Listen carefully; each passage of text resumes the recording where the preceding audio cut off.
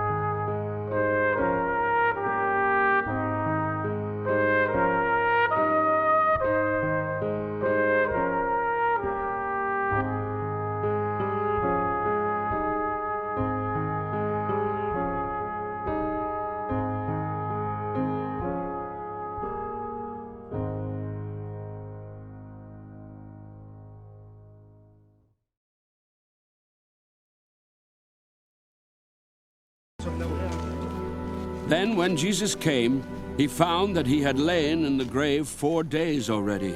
Now Bethany was nigh unto Jerusalem, about 15 furlongs off. And many of the Jews came to Martha and Mary to comfort them concerning their brother. Then Martha, as soon as she heard that Jesus was coming, went and met him. But Mary sat still in the house. Then said Martha unto Jesus, Lord, if thou hadst been here, my brother had not died. But I know that even now, whatsoever thou wilt ask of God, God will give it thee. Jesus saith unto her, Thy brother shall rise again. Martha saith unto him, I know that he shall rise again in the resurrection at the last day. Jesus said unto her, I am the resurrection and the life. He that believeth in me, though he were dead, yet shall he live. And whosoever liveth and believeth in me shall never die. Believest thou this? She saith unto him, Yea, Lord, I believe that thou art the Christ, the Son of God, which should come into the world. And when she had so said, she went away, and called Mary, her sister, secretly, saying, The Master is come, and calleth for thee. As soon as she heard that, she arose quickly, and came unto him. Now Jesus was not yet come into the town, but was in that place where Martha met him. The Jews then which were with her in the house and comforted her, when they saw Mary, that she rose up hastily and went out, followed her, saying, She goeth unto the grave to weep there. Then when Mary was come where Jesus was and saw him, she fell down at his feet, saying unto him, Lord, if thou hadst been here, my brother had not died. When Jesus therefore saw her weeping, and the Jews also weeping, which came with her, he groaned in the spirit, and was troubled, and said, Where have ye laid him? They said unto him, Lord, come and see. Jesus wept. Then said the Jews, Behold how he loved him. And some of them said, Could not this man which opened the eyes of the blind have caused that even this man should not have died? Jesus therefore again groaning in himself cometh to the grave. It was a cave, and a stone lay upon it. Jesus said, Take ye away the stone. Martha, the sister of him that was dead, saith unto him, Lord, by this time he stinketh, for he hath been dead 4 days. Jesus saith unto her, Said I not unto thee, that if thou wouldest believe, thou shouldest see the glory of God? Then they took away the stone from the place where the dead was laid. And Jesus lifted up his eyes and said, Father, I thank thee that thou hast heard me. And I knew that thou hearest me always. But because of the people which stand by, I said it, that they may believe that thou hast sent me. And when he had thus spoken, he cried with a loud voice, Lazarus, come forth.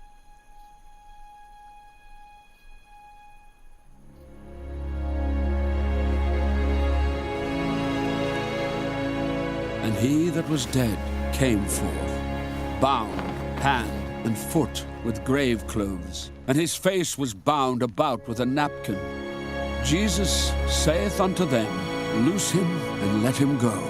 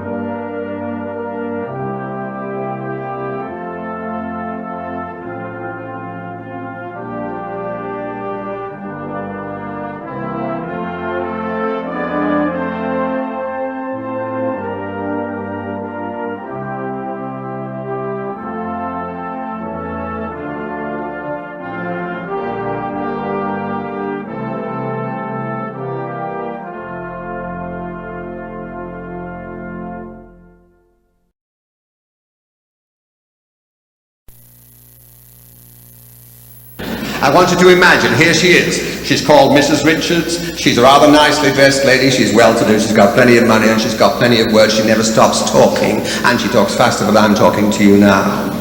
She's standing at the bus stop, and she's not very happy because there's nobody to talk to. She likes to talk. It's her gift to talk. She talks to anybody. She opens a conversation with anybody. Round the corner comes the woman with 2 little children. Now I've got a chance. In she goes. Nice day, isn't it? These your children. Off she goes. She chatters and chatters. Do your children go to Sunday school? No. Have you been long in the neighbourhood? No, we've arrived recently. Have they ever been to Sunday school? No, they've never been to Sunday school. Well, I'll take them to Sunday school. She didn't say send them. She said, I'll take them.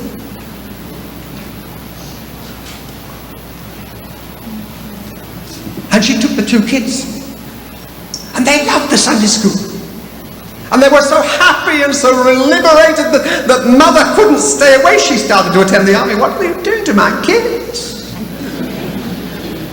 And then she had a religious experience, and she felt the presence of the Lord, and she began to change her life. Did Ida? And Ken, her husband, didn't like too much of this. He thought they were getting carried away by this funny Salvation Army thing. He thought he'd better go and look and see what it was all about. And of course he looked to see what it was all about. And it looked him over. And the Lord looked him over. And the Lord took hold of him. And Ken came to the mercy seat. And Ida and Ken and the 2 kids became salvationists because the woman talked too fast and too often to the glory of God. She wasn't a pew filler. Oh no.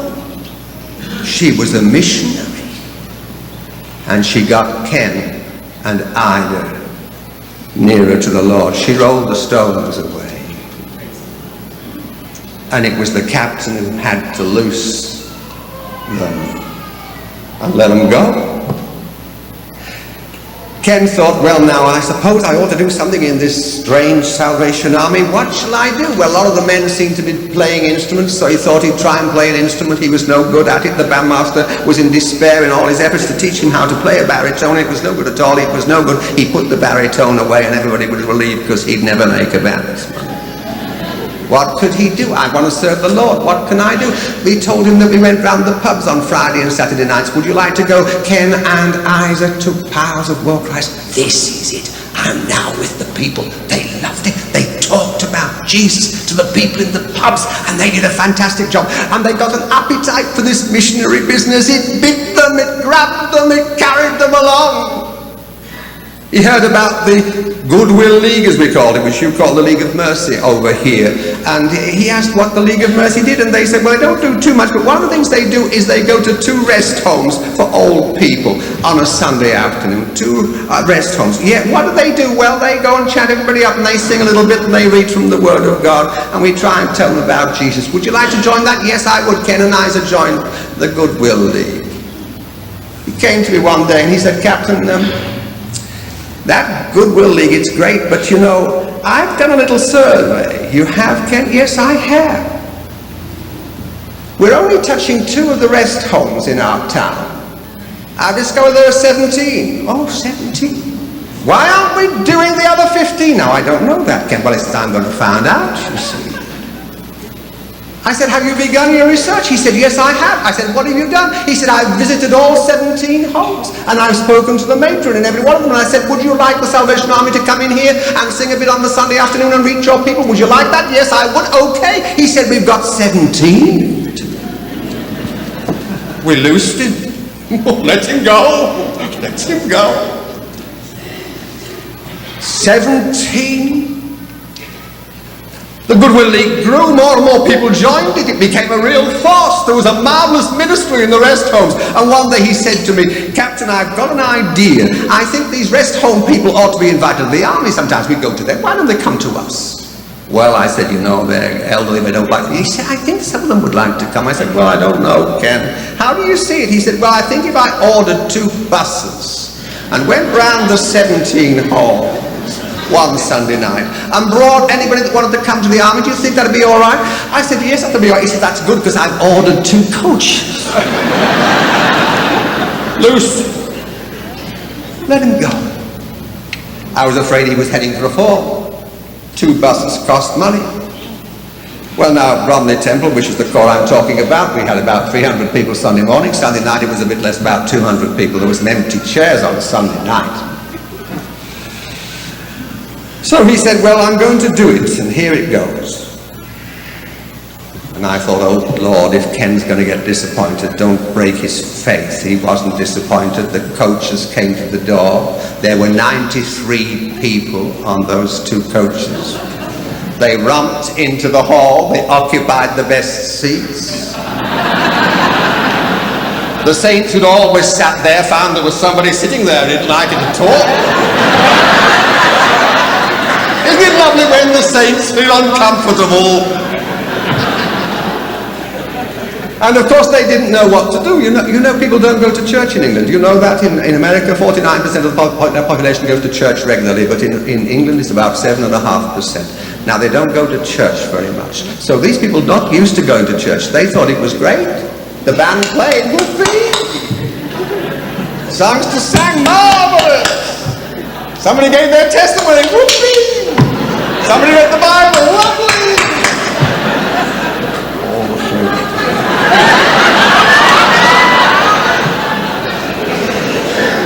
They had a whale of a time because we loosed him. Let him go. I could go on, you know. He wasn't a nobody, Ken. He was the manager of the carpets department in a big departmental store. He had a good job. His people that he worked for had to get used to him because after a while he decided that his good will leave because he became the leader of it. His good will leave would do some emergency work. He said, can I do that? I said, yes, of course you can. So he got hold, I don't know how he did it, you shouldn't ask too many questions. He got hold of a lovely van and he painted it red and put Salvation Army Bromley Temple Emergency Services. And he'd already got in touch with the fire brigade and he talked them into giving him one of those bleepers.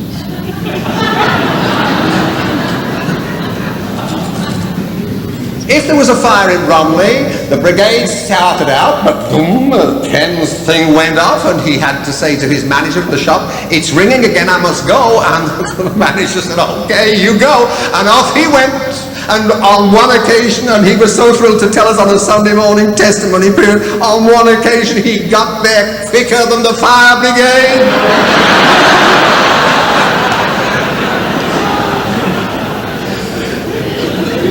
He said to me, you know, I've been looking at a certain estate. It's a council estate, municipal housing. They're not very rich people, but they look so miserable. I said, yes, Ken, trembling a little to think what was coming next. He said, I'd like to start a club for people who are lonely on that estate. That's a good idea. What are you thinking of calling it, Ken? He said, let's call it the Lonely Hearts Club. I said, no, Ken.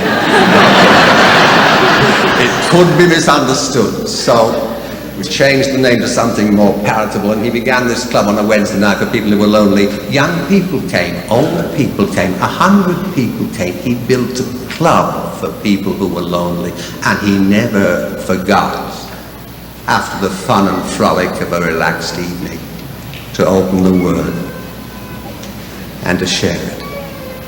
Ken was not a pew filler. He was a missionary. I could go on. He decided one day that we ought to have a thrift store to pay for all this goodwill stuff. He broke everybody's heart because we've always been so tidy in Bromley Temple. There's never been rubbish or jumble or anything that no, that wouldn't do. And he got hold of a big shop in the high street, and it goes on. The divisional commander looked at my corps at the inspection. He said, you're having a good time here, John. I said, I am. He said, you must be doing a great job, this stuff that's happening. I said, I am.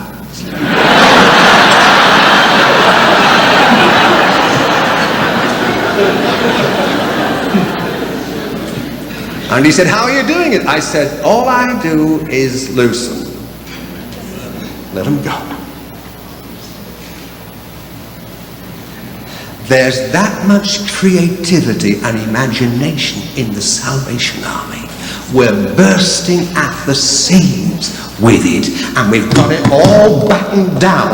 Oh, where's it going to break out next? Lord, help us! And the Lord doesn't help us. He says, loose them, let them go. Now, if you're a Salvationist, you're not a member of the Salvation Army Church. You're a member of a mission team. Get out there and be a mission team. You are a missioner of the Salvation Army. And you're probably a better one than the general, because the general goes where he's told, and you can go where you like. A word to the officers. Don't be afraid. It's Jesus that says, loose.